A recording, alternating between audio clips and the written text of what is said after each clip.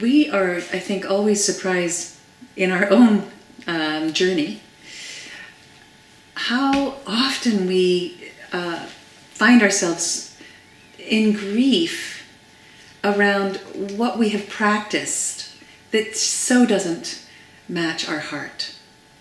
And the work that it takes, the courage that it takes to change that pattern, to change those habits, to notice when our tones and our gestures don't match with what we really care about.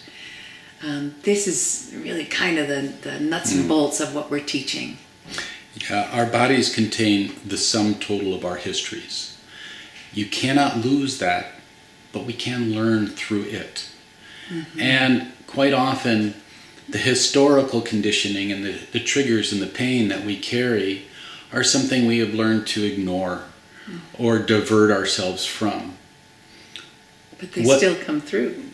And no matter what we communicate, we're always communicating through that history.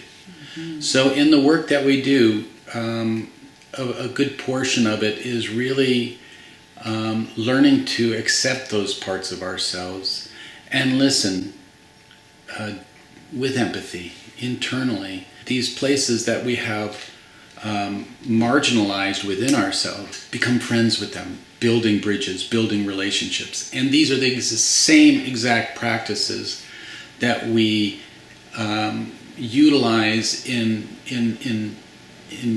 bridging our divides with other people. We can transform any moment of any day from a reaction into a resource. This brings me hope.